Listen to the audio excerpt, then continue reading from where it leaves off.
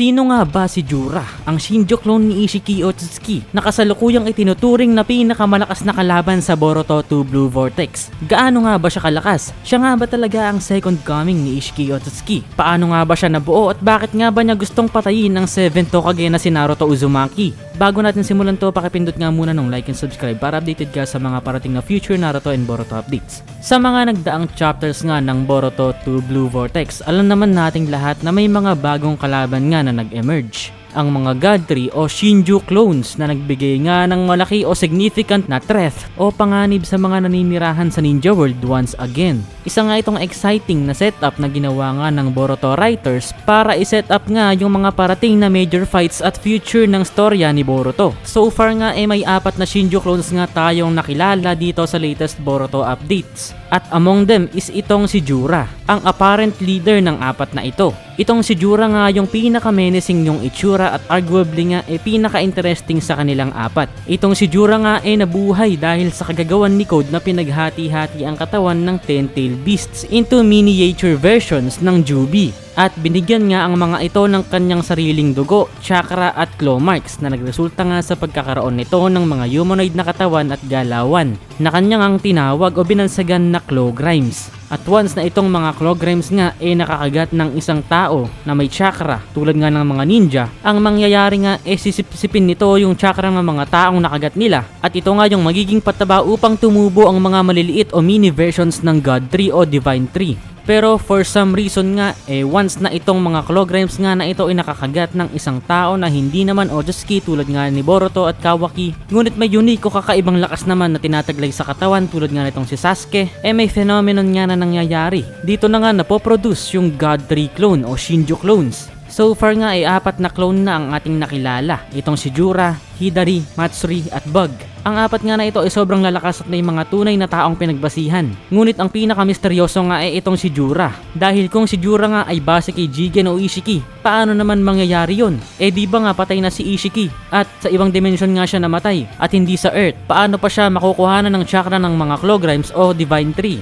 Special case nga ito at hindi naman natin ito maihahalin tulad sa nangyari kina Sasuke, Bug at Mouigi. Kung titignan naman kasi natin yung appearance nitong si Jura, tanging si Jigen lang talaga o si Ishiki lang yung makikita nating kamukha niya base sa itsura at behavior niya. Even though hindi nga katulad ng sungay ni Ishiki o Jigen yung sungay nitong si Jura, most likely nga sa mukha pa lang, sa galawan, sa katawan, dito sa hukay niya dito sa cheeks, Ishiki o Jigen na talaga ibinase yung itsura nitong si Jura. Pero paano nga ba ito nangyari? So ang sagot nga dyan makikita natin ilang libong taon na ang nakararaan. Ating matatandaan nga na noong unang panahon magkasamang dumating si Kaguya Otsutsuki at Ishiki Otsutsuki sa Earth para ipakain nga si Kaguya sa 10 tails upang i-harvest nga ni Ishiki yung magiging bunga ng puno na to. Ngunit tinraidor nga siya ni Kaguya at tinira patalikod. Hindi nga niya in-expect na tatraidorin siya nitong si Kaguya at aatakihin siya sa panahong hindi siya alerto. Ginawa nga ito ni Kaguya dahil alam niyang hindi niya kayang talunin si Ishiki sa patas na labanan. At dito nga muntikan nang mamatay si Ishiki. Nahati nga yung katawan niya sa kalahati. Ngunit kahit kalahati na nga lang yung katawan niya, nagawa pa rin itong si Ishiki na makasurvive at makahanap ng isang monghe na nagngangalang Jigen para gawin itong vessel at manirahan sa utak nito. So most probably nga guys yung kalahating katawan nga ni Ishiki na naiwan sa Earth na most likely na-decompose na sa lupa ng Earth thousands of years ago. Yung dahilan kung bakit nabuhay itong si Jura. Kung ating ngang matatandaan sa chapter 4 nga in-explain sa atin nitong si Jura himself, chakra, all life on a planet, both current as well as the past, and long dead. Long dead, we divine trees exist to suck the chakra out of all living things. At kahit nga guys sa panahon pa ng Naruto Shippuden ganito na nga yung explanation ng nature ng divine tree. Sinisipsip nga nito ang chakra ng lahat ng living things sa isang planeta. Kahit nga yung mga chakra ng taong namatay na thousands of years ago. Lahat ng namuhay at namatay na sa Earth pwede pa ring ma-absorb at dahil yung kalahati ng katawan nga ni Ishiki naiwan at na-decompose sa Earth thousands of years ago.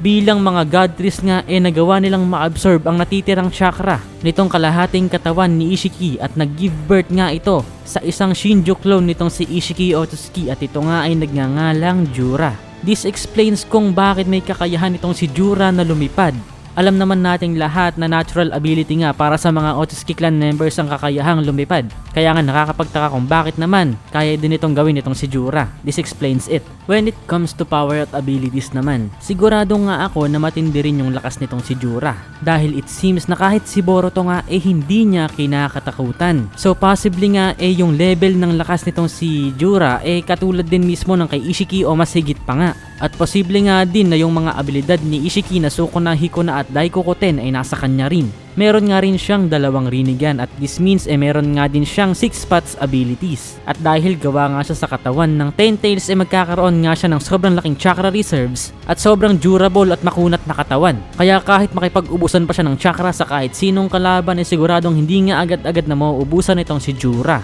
At bilang Godry nga, ang main goal nga nilang lahat i-devour ang mga Otsutsuki na sina Boruto at Kawaki. Ngunit dahil nga sa evolution na naganap sa Godry dahil sa kagagawan ni Code, nagkaroon nga sila ng sarili nilang self-awareness na hindi nga lang nakabase sa kanilang instinct. Kaya naman bawat isa nga sa kanila nagkaroon ng sari-sariling target na gusto nilang i-hunt down o patayin. At dito nga sa kaso ni Jura, ang gusto nga niyang patayin si Naruto Uzumaki, ang 7th Hokage. Marami nga ang nalilito, di ba ang taong kinamumuhian ni Ishiki si Kawaki? Dahil si Kawaki nga yung nakapatay sa kanya in the first place, so bakit hindi na lang si Kawaki yung gusto niyang patayin kaagad? Well, kasi nga guys given na nga kasi itong si Kawaki at Boruto. Dahil in the end sila naman talaga yung main goal ng mga Shinju. So bukod nga kay Kawaki, yung second most hated person nga nitong si Ishiki na lang yung pipiliin nitong si Jura na i-hunt down or patayin. At ito nga ay walang iba kundi si Naruto. So bakit naman galit o may connection si Jura kay Naruto? Well, dahil matindi nga rin siguro kasi yung naging galit ni Ishiki kay Naruto bago siya mamatay. Dahil si Naruto nga kasi guys yung bumago sa pag-iisip ni Kawaki na dahilan nga kung bakit nanlaban si Kawaki kay Ishiki at naging dahilan din kung bakit nag-fail si Ishiki na mag-resurrect sa karma sa katawan ni Kawaki. At si Naruto nga din talaga yung may pinakamalaking naging ambag sa pagkamatay ni Ishiki dahil nga sa paggamit niya ng Baryon Mode na dahilan nga kung bakit naubos yung lifespan nitong si Ishiki dahil nga sa kakayahan ng Baryon Mode na i-consume ang life force o lifespan ng kahit anong tao o bagay na tatamaan ng bawat suntok nito. Ngunit syempre bago nga mapatay ni Jura itong si Naruto kailangan niya munang dumaan kay Kawaki dahil si Kawaki nga yung nagtatago sa unconscious na katawan ni Naruto. Ngunit ang pinagtataka ko nga rin guys kung paano nalaman ni Jura na buhay pa si Naruto kung wala naman nasa dimensyon ng Earth itong si Naruto. At nakatago nga siya sa pocket dimension ni Kawaki, ang Daikokoten. Pero it makes sense na kung iisipin nga natin, siya nga ang clone ni Ishiki at nasa kanya nga rin ang abilities na Sukuna, Hikona at Daikokoten. So posible nga ba na yung Daikokoten dimension ni Kawaki konektado rin? If ever na kaya rin gamitin nitong si Jura ang Daikokoten, iisang dimension lang kaya yung pinagtataguan ni Kawaki ng katawan ni Naruto at Hinata? At maaari ba itong ma-access ni Jura? Ano sa tingin nyo? Well, interesting ito dahil magiging laban nga ito guys, Jura versus Kawaki. Parehas may abilities ni Ishiki Otsutsuki. Sino kaya ang mananalo? Well, comment down.